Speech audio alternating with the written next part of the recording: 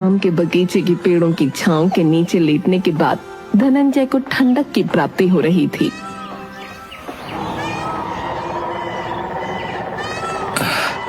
अभी तक तो तेज चलती धूप हो रही थी, लेकिन अचानक से ये बादल कहां से आ गए।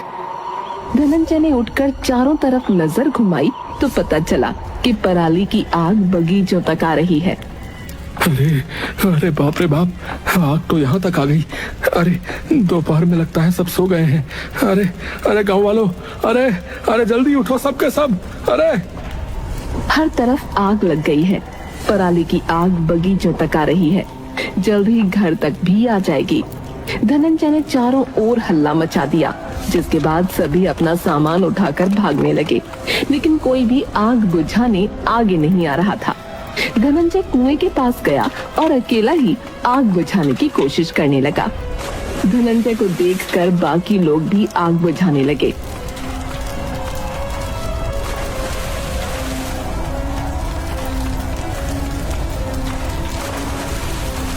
कुछ ही देर बाद आग शांत हो गई। अरे भैया, अरे सारी मेहनत बर्बाद हो गई। अरे ललिता की माँ, अरे देखो हम तो रोड पर आ गए। इस आग में हमारी पूरी फसल जलकर राख हो चुकी है। हमारे पास कुछ नहीं बचा। रामू और गिरधारी की पत्नी ने भी रोना शुरू कर दिया, क्योंकि उनकी फसलें भी पराली की आग में जलकर बर्बाद हो गई थीं। अगर मैं उस आग को पहले ही बढ़ता हुआ देख लेता तो ऐसा नहीं होता। रात में भी कुछ खेतों में आग लग गई, लेकिन उस आग में पराली नहीं बल्कि कई किसानों का आत्मविश्वास जल रहा था। अरे कड़ी मेहनत के बाद किसानों ने फसल उगाई थी। पिछले 2 साल से फसलें पहले ही कीड़े और वातावरण की वजह से नष्ट हो रही थी, और इस बार फिर से पराली की आग में आकर सब बर्बाद हो गया भैया। आग में जल रहे किसानों की चीख पुकार ने पूरे गांव की नींव को हिलाकर रख दिया। अरे कोई पानी लेकर आओ, सब कुछ जल रहा है। अरे कोई भैया मदद करो, ए भैया। लेकिन कोई मदद न कर सका, क्योंकि गांव का कुआं वहां से बहुत दूर था, जिसकी वजह से लोगों को खेती करने में भी बहुत दिक्कतों का सामना करना पड़ता था। गांव के कुछ आदमियों ने हिम्मत जुटाकर आग बुझाने आग के आसपास चले गए, लेकिन आग बुझाते हुए कुछ गांव वाले आग की लपटों में आ गए, जिससे सारे गांव में मायूसी छा गई। रघु के पापा, आपने ऐसा क्यों किया? मेरे पास भी जीने की कोई वजह नहीं है, मुझे भी इस आग में जलना है। पति के जलने से वो औरत बिल्कुल बेबस हो चुकी थी। वो खुद को आग में जला न ले, इसके डर से गांव वालों ने उसे पकड़ कर रखा था। छोड़ दो मुझे, जाने दो, अब मुझे भी मरना है। अरे देखो, मेरे भी खेत में आग लग चुकी है। मेरे पास सिर्फ और सिर्फ एक ही खेत था, वो भी जलकर राख हो चुका है। देखो, क्या मैंने हिम्मत हारी? नहीं ना। अरे आप लोग भी हिम्मत बनाए रखें और ऐसा कदम ना उठाएं। पूरे गांव में मातम का माहौल छा गया। गांव होने के कारण सरकार भी उनकी तरफ बिल्कुल ध्यान नहीं देती थी। न तो किसानों को खेती करने के लिए पैसे दिए जाते थे, और न ही मुआवजा, और न ही संसाधन।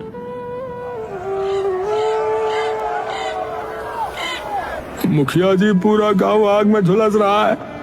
कल खेतों में आग लग गई, फिर रात को किसानों के बदन पर आग लग गई। हम किसानों के हक में कुछ तो फैसला लेना चाहिए किसी ने। मैं सीएम साहब से सिफारिश करूंगा इस बात की। सीएम साहब को मैंने कितने लेटर लिखे हैं, लेकिन एक का जवाब भी नहीं आया। वैसे तो मैंने भी कई गांवों के मुखियाओं से बात की। उन्होंने मुझे यही सलाह दी कि जब तक सरकार का कोई फैसला नहीं आ जाता, तब तक मैं भी अपनी तरफ से कुछ काम शुरू ना करूं। अरे कल को काम शुरू हो गया तो कहीं सरकार के आदमी आकर जुर्माना न लगा जाए। मुखिया जी, ये कैसी बात हुई भला? जब सरकार हमारे हित में कुछ नहीं कर रही, तो आपको तो कुछ करना ही चाहिए ना। अरे आप एक बार काम शुरू तो कीजिए। सरकार के बच्चों को तो हम देख लेंगे, पूरा गांव एक साथ मिलकर आवाज उठाएगा। आप कुछ शुरू तो करिए। तुम ज्यादा मुखिया बनने की कोशिश मत करो, समझे? इस गांव का मुखिया मैं हूँ। मुझे पता है कि सही और गलत क्या है, समझे? और कैसे क्या किया जाता है मुझे मत सिखाओ। गांव वालों, मुझ पर भरोसा रखो। किसी की भी उलझुल बातों में आने की जरूरत नहीं है, समझे? इससे कोई फायदा नहीं होगा। मैंने अर्जी डाल दी है, जल्दी ही जवाब भी आ जाएगा, समझे? मुखिया अपना आखिरी फैसला सुनाकर चला गया। गांव वालों, मुखिया की बातों में मत आओ। वो सिर्फ बेवकूफ बना रहा है। पिछले 5 सालों से वो सिर्फ और सिर्फ अर्जी ही डाल रहा है, लेकिन उसका जवाब आज तक नहीं आया। अरे मुखिया के खिलाफ जाने की किसी की भी हिम्मत नहीं है भैया, समझे? तुम्हारी बातों में आकर भला हम अपने पैर पे कुल्हाड़ी काहे को मारे, बताओ? चलो रे चलो भैया, चलो सब यहाँ से चलो। और देखते ही देखते सारा गांव पंचायत से उठकर चला गया। ये गांव वाले मुखिया की ताकत के तले दबे हुए हैं, लेकिन मुझे तो कुछ ना कुछ करना ही होगा अब। और कब तक हम ऐसे ही जिएंगे?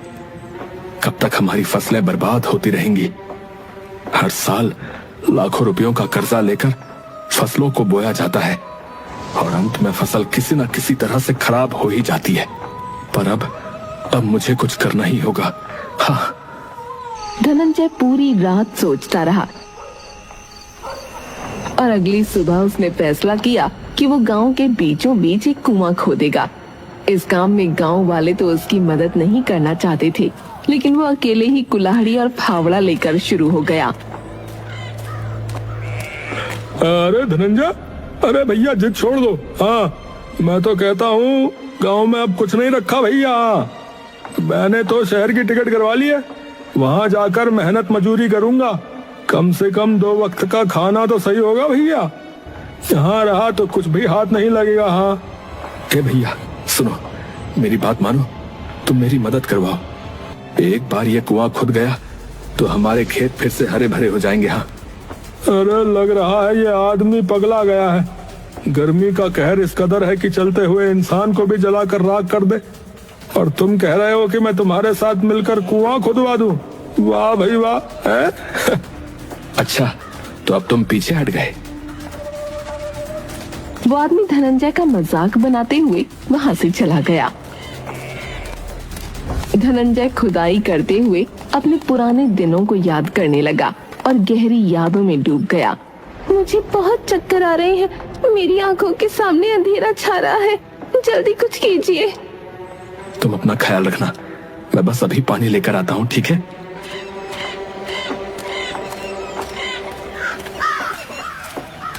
धनंजय फौरन एक दुकान पर पानी की बोतल खरीदने गया। एक बोतल 200 रुपए की है, लेना है तो लो, वरना निकलो यहाँ से। शाम तक 1000 रुपए की एक बोतल भी दिखेगी, समझे? मेरी गर्भवती पत्नी ने पिछले 7 दिनों से पानी की एक बूंद भी नहीं पी है। उसके शरीर में पानी की बहुत कमी है। सिर्फ 1 गिलास पानी दे दोगे तो वो भी चलेगा। मैं हाथ जोड़ता हूँ भैया, मैं बहुत गरीब हूँ। मेरे पास 1000 रुपए तो छोड़ो, 200 रुपए भी नहीं है। अरे अगर ऐसे ही तरस खाकर सब पर मेहरबानी करता रहूंगा तो मैं तो भूखा ही मर जाऊंगा भाई।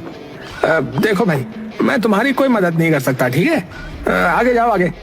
इतनी ही दिक्कत है तो जाकर मुखिया जी से बात क्यों नहीं करते हो?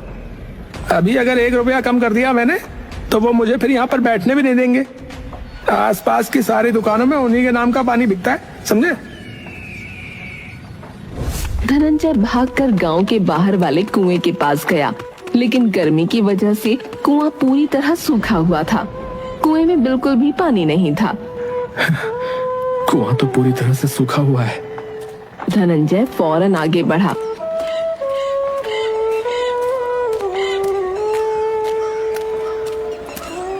वो दूसरे गांव के कुएं के पास गया, लेकिन वहां तो खूब लंबी लाइन थी कुएं से पानी निकालने के लिए। बहन जी मुझे पानी भरने दीजिए ना। मेरी गर्भवती पत्नी घर पर पानी के लिए तड़प रही है, कृपया पानी दे दीजिए।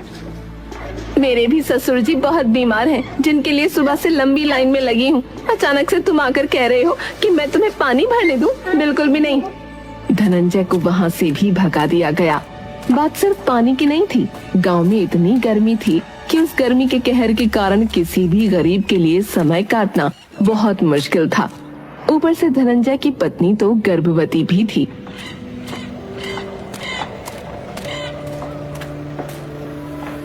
पार्वती, मुझे पानी कहीं नहीं मिला। तुम्हें गर्मी लग रही है, मैं तुम्हें हवा कर देता हूँ, ठीक है?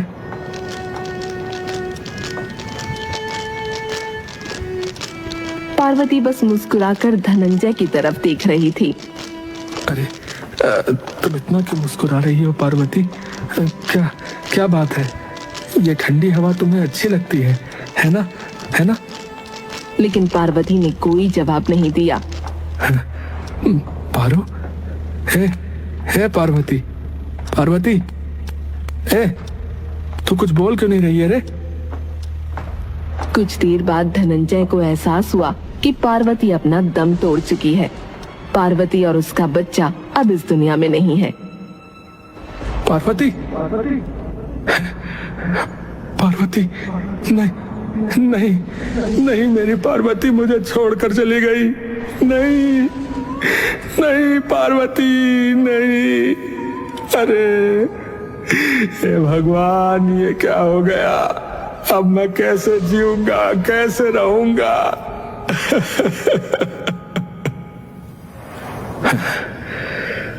आज भी वो पल याद करता हूं तो मेरे आंसू नहीं रुकते। उस दिन के बाद से हर एक दिन अपने आखिरी दिन की कामना करता हूं, लेकिन मैं जब तक भी जिंदा हूं ऐसी मौत किसी को नहीं आने दूंगा, किसी को नहीं। इतने सालों तक बस मैंने इंतजार किया कि मुखिया ही कुछ करेगा, लेकिन अब नहीं, अब नहीं। धनंजय फिर से खुदाई में लग गया। सुबह से शाम तक खुदाई करके उसकी हालत खराब हो चुकी थी, लेकिन गांव वाले तो बस दूर से ही उसे देखकर उसका मजाक बना रहे थे। इसे क्या लग रहा है, 1-2 फीट खोदने से पानी निकल आएगा? अरे जमीन के बहुत अंदर जाना पड़ता है पानी देखने के लिए। ऐसा लग रहा है चूहा चला पहाड़ खोदने। हाँ। अब शाम हो गई थी, वो अपने घर पहुंचा। अरे पारो, जरा एक गिलास पानी तो देना। इतने साल हो गए हैं पारो को गुजरे हुए, लेकिन मेरी आदत है कि कभी जाती ही नहीं। घर आते ही पार्वती से पानी मांगना। चलो खुद ही ले लेता हूं।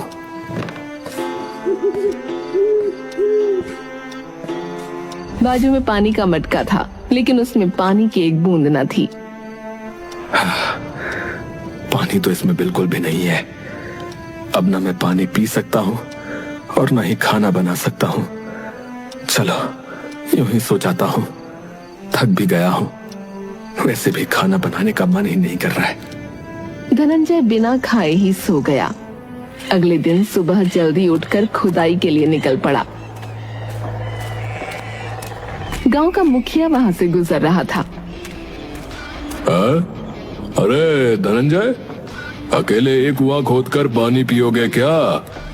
अरे मुखिया जी, आप ही गांव के कर्ता धर्ता हैं, लेकिन जब आप ही लालची और मतलबी बन जाएंगे तो हमें ही करना पड़ेगा ना। कुआं खोदने के बाद सिर्फ मैं ही क्यों पानी पीऊंगा, पूरा गांव पानी पिएगा। इस धनंजय के बच्चे का तो कुछ ना कुछ तो करना पड़ेगा। लगता है ये मेरे पानी का बिजनेस बिल्कुल ठप ही करके मानेगा। अगर इसने यहाँ कुआं खोद दिया तो भला मेरी उन दुकानों से मुंह मांगी कीमत में पानी कौन खरीदेगा? इसको तो ठिकाने लगाना ही पड़ेगा। मुखिया वहां से इतराते हुए आगे बढ़ गया। आज भी जी तोड़ मेहनत करता है। ऐसे ही देखते देखते कई दिन बीत गए। बिना खाए पिए अपनी पत्नी को याद करते हुए इस गर्मी में धनंजय कुआं खोदने में लगा हुआ था। कई सारे लोगों ने उसका आत्मविश्वास घटाने की बहुत कोशिश की, लेकिन धनंजय रुका नहीं, लगा रहा। आज पूरे 12 दिन हो गए मुझे ये काम करते हुए। जल्दी ही भगवान की कृपा रही तो सफल भी हो जाऊंगा। धनंजय ठीक से कुछ खा पी भी नहीं रहा था। वो बहुत कमजोर दिख रहा था। पैरों में जान नहीं थी, शक्ल पर रौनक नहीं थी। अगली सुबह जब धनंजय को बहुत कमजोरी का एहसास हुआ, हिम्मत मत हार धनंजय, हिम्मत मत हार, तुझे करके दिखाना है। पारो को तुझ पर बहुत गर्व होगा। फसल तो चल गई है तेरी और खाने के लिए भी कुछ है नहीं तेरे पास। कोई बात नहीं, कोई बात नहीं। उसके बाद धनंजय काम की तरफ आगे बढ़ा। धनंजय बहुत गहरा गड्ढा कर चुका था। अब लोगों को धनंजय पर यकीन आने लगा था, इसीलिए अब वो भी उसके साथ कुआं खुदवाने में लग गए। माँ, धनंजय काका के लिए 2 रोटी बांध दो। देखो ना कितना गहरा कुआं खुद गया है। लगता है थोड़े दिनों के बाद पानी भी निकल आएगा। अपनी माँ से 2 रोटी और प्याज लेकर चिंटू धनंजय के पास पहुंच गया। धनंजय काका, खाना खा लो। चिंटू, हे चिंटू, अरे बेटा अपनी माँ से छुपा कर लाया है क्या? सच बता, सच बता। नहीं, माँ ने तो खुद बांध कर दी है। मैं यहाँ आपकी मदद करने भी आया हूँ। आप थोड़ी देर बैठकर आराम कर लो, तब तक मैं खुदाई करता हूँ। धनंजय मुस्कुराकर बैठ गया और चिंटू काम पर लग गया। आते जाते लोग ये नजारा देख रहे थे। अरे वाह धनंजय, अरे भैया तुमने तो कमाल ही कर दिया। अरे लग नहीं रहा था कि तुम अकेले इतना बड़ा गड्ढा खोद दोगे। रुको भाई, अब तो मैं भी मदद में लगता हूँ तुम्हारी। अब तो बस पानी निकाल कर ही दम लेंगे। हाँ। और ऐसे ही देखते देखते बाकी गांव वालों ने भी इसमें हिस्सा लिया। गड्ढा दिन पर दिन गहरा होता चला गया, लेकिन पानी की एक बूंद भी अब तक नजर न आई थी।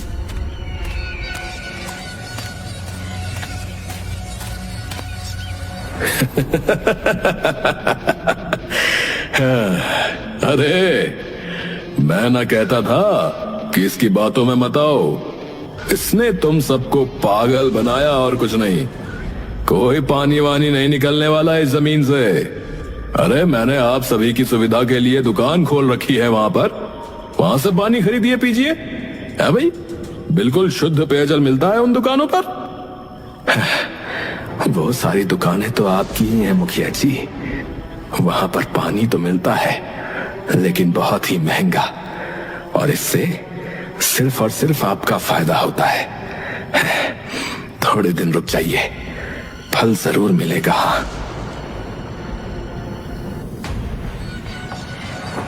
मुखिया ने गांव वालों को भड़काने की बहुत कोशिश की, लेकिन इस बार गांव वाले धनंजय की तरफ थे। मुखिया जी, अब इतने दिन इंतजार किया है तो थोड़ा इंतजार और सही। मुखिया वहां से चला गया। सभी गांव वाले दिन रात मेहनत कर रहे थे और तभी धनंजय की एक कुल्हाड़ी के वार से पानी की धार बाहर निकल आई। सभी गांव वालों में खुशी की उमंग फैल गई। सभी इसे उत्सव की तरह मनाने लगे। भैया, बधाई हो भैया, देखो पानी निकला है। भैया पानी निकल गया। बधाई हो भैया, भैया पानी निकल गया। जाओ प्रभु। पानी निकल आया। मैंने कर दिखाया पारो, मैंने कर दिखाया मेरी पारो। मैंने गांव में एक कुआं खोद ही दिया। मेरा विश्वास था कि वहां से पानी निकलेगा, और देखो देखो आज पानी निकल आया। आज तुम होती तो कितनी खुश होती। अरे धनंजय भाई, ये सब तुम्हारे ही विश्वास और मेहनत का फल है भैया। अरे भैया मानना पड़ेगा, जय हो। तुमने अकेले ही कई फीट गहरा गड्ढा खोद दिया था भैया। अरे उस दिन पहले शुरू में तो हमें मजाक लग रहा था, लेकिन भैया मानना पड़ेगा, विश्वास और मेहनत रंग लाई। इस कुएं का नाम जो है तुम्हें ही रखना चाहिए भैया। हाँ। क्या इस कुएं का नाम? ये मैंने अपनी पत्नी की याद में बनाया है। जो हाल मेरी पत्नी का हुआ, भगवान ना करे वो किसी का हो, और अब भगवान की दया से किसी का होगा भी नहीं। इसीलिए इस कुएं का नाम आज से पार्वती कुआं है। सभी बहुत खुश थे। पार्वती कुएं का नाम रखने के लिए भी मुखिया को याद नहीं किया गया। ये बात मुखिया को बहुत खटकी। गांव में खुशी की लहर थी। सभी कुएं का मीठा मीठा पानी पी रहे थे और खेतों में सिंचाई भी बहुत आसानी से हो पा रही थी। कुआं तो खोद दिया है उस धनंजय के बच्चे ने, लेकिन इतनी आसानी से मेरा बिजनेस बंद नहीं कर सकता वो। अरे इतनी सारी दुकानों पर पानी बिकवाता हूं मैं, वो सब कौन खरीदेगा? उसकी सारी हेकड़ी तो निकालनी ही पड़ेगी। कुछ दिनों तक गांव में सब कुछ कुशल मंगल था। सब बहुत खुश थे और सभी समय समय पर धनंजय को खाना भी दे दिया करते थे। देखो पार्वती, देखो आज सब ठीक हो गया। तुम्हारे नाम से एक कुआं भी है गांव में, उसमें पानी भी आता है। गरीब पर गर्मियों का कहर तो बहुत पहले से टूट रहा था, लेकिन अब पानी की वजह से गांव में थोड़ी राहत है। वरना गर्मी में पानी भरने के लिए भी कई मीलों तक चलना पड़ता था। धनंजय अपनी पत्नी को याद करके खुद से बातें कर ही रहा था कि इतने में ही गांव वालों का शोर सुनाई देने लगा। वो फौरन जब बाहर गया तो उसने देखा सभी लोग कुएं के इर्द गिर्द खड़े हैं। क्या बात है भाई, यहाँ क्यों खड़े हो? राम राम, इस कुएं का पानी तो दूषित हो गया है, पीने लायक नहीं रहा। न जाने कौन सा जानवर जाकर इसके अंदर मर गया। देखो तो पूरा पानी लाल लाल नजर आ रहा है। मैं तो यहाँ का पानी ना पीऊंगी। अरे भाई, क्या हम सबको बीमार पड़ना है भैया जो इस कुएं का पानी पियेंगे? अरे चलो सब यहाँ से। लगता है मुखिया जी की दुकान से पानी खरीद कर ही पीना पड़ेगा। सभी ने कुएं का पानी पीने से मना कर दिया। धनंजय ने कुएं के अंदर झांक कर देखा तो उसमें एक बहुत बड़े जानवर की लाश पड़ी थी। धनंजय समझ गया कि ये किसी की साजिश है। वो अपनी जान पर खेलकर कुएं के अंदर गया। उसने उस जानवर को निकाला और पानी को साफ करने का फैसला किया। वेद पुराणों में लिखा है कि कुछ ऐसे पत्थर और जड़ी बूटियां होती हैं जिन्हें पानी में रखकर पानी की शुद्धता को बढ़ाया जाता है। मुझे उन्हें ढूंढना होगा। अब एक बार फिर से मुखिया का बिजनेस दौड़ने लगा।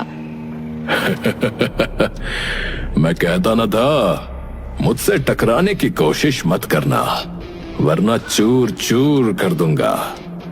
कई सारी मेहनत पानी में।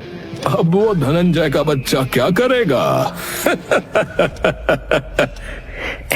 मुखिया जी, मैंने सुना है कि वो पहाड़ों की तरफ निकला है। पानी को शुद्ध बनाने वाली जड़ी बूटियां लाने गया है वो। क्या कहा? ऐसा कर रहा है? सुनो, उस धनंजय के हाथ पैर तोड़वा दो।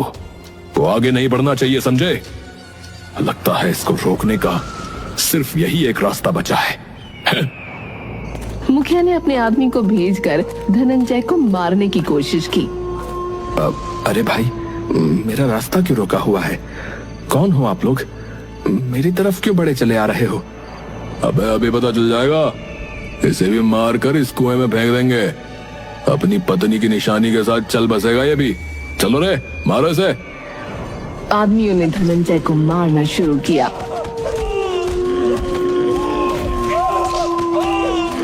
दूर से गुजर रहा रामू ये सब देख रहा था। वो फौरन गांव में गया। अरे वहाँ कुछ लोग धनंजय को मार रहे हैं भैया। अरे जल्दी चलो, जल्दी, अरे चलो। खूब लाठीचार्ज हुआ। सभी लोग घायल हुए, लेकिन अंत में धनंजय की जान बच गई। गांव वाले फौरन धनंजय का इलाज कराते हैं। धनंजय को होश आने के बाद सबने उससे पूछना शुरू कर दिया। धनंजय भैया, इतनी रात गए तुम अकेले कहाँ जा रहे थे भला? तभी गांव से बाहर वो कौन थे जो लोग तुम्हें मारने आए थे? वो तो रामू ने तुम्हें सही समय पर देख लिया, वरना आज तो अनहोनी हो जाती।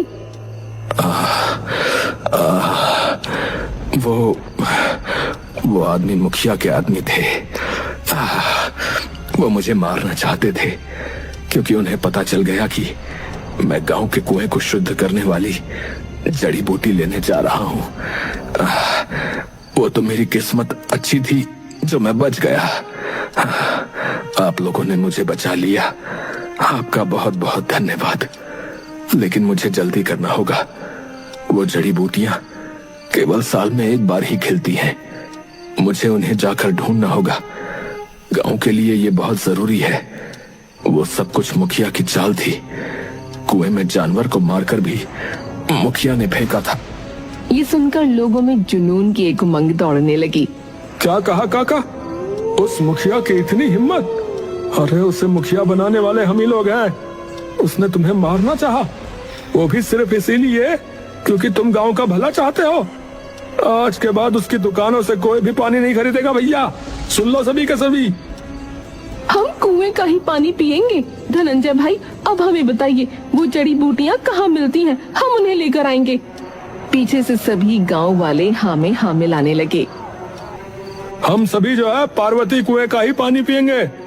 धनंजय भाई, आप हमें बताइए कि वो जड़ी बूटियां कहाँ मिलती हैं, हम उन्हें लेकर आएंगे। धनंजय सभी को रास्ता बता देता है।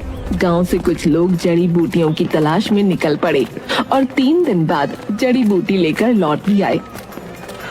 ये लो काका, हम जड़ी बूटियां ले आए हैं।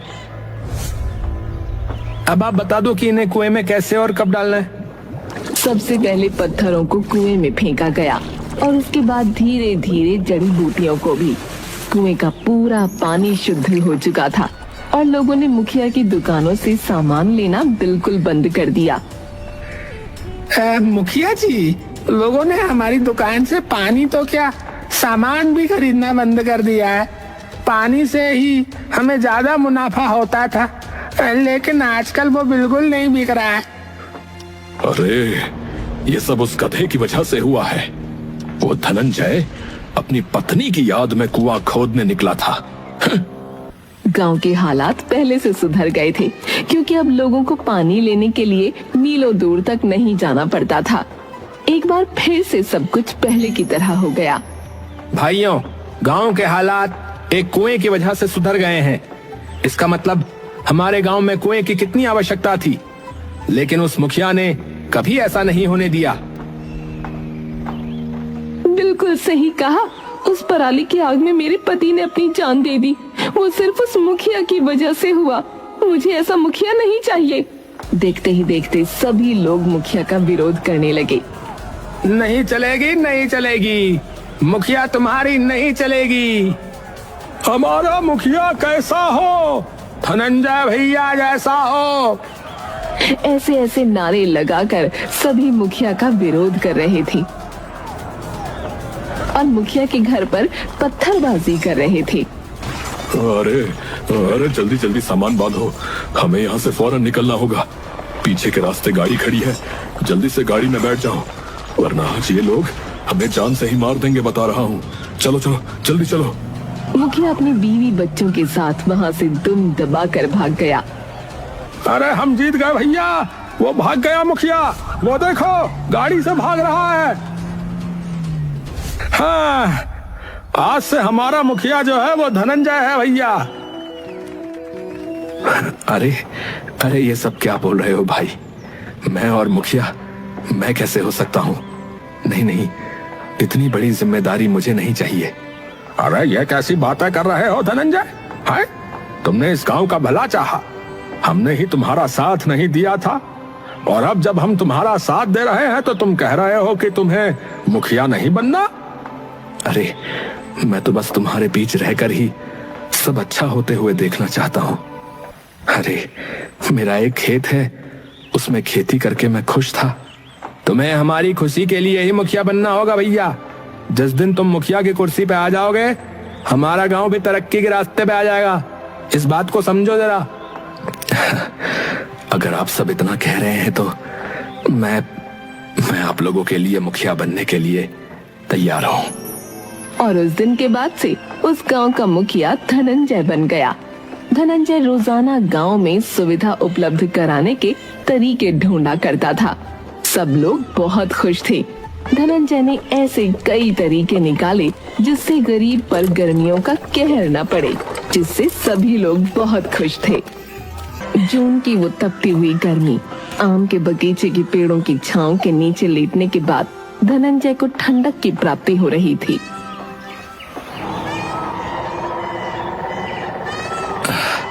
अभी तक तो तेज चलती धूप हो रही थी, लेकिन अचानक से ये बादल कहां से आ गए? धनंजय ने उठकर चारों तरफ नजर घुमाई तो पता चला कि पराली की आग बगीचों तक आ रही है। अरे अरे बाप रे बाप, आग तो यहाँ तक आ गई। अरे दोपहर में लगता है सब सो गए हैं। अरे अरे गांव वालों, अरे अरे जल्दी उठो सबके सब। अरे हर तरफ आग लग गई है। पराली की आग बगीचों तक आ रही है, जल्द ही घर तक भी आ जाएगी। धनंजय ने चारों ओर हल्ला मचा दिया, जिसके बाद सभी अपना सामान उठाकर भागने लगे, लेकिन कोई भी आग बुझाने आगे नहीं आ रहा था। धनंजय कुएं के पास गया और अकेला ही आग बुझाने की कोशिश करने लगा। धनंजय को देखकर बाकी लोग भी आग बुझाने लगे।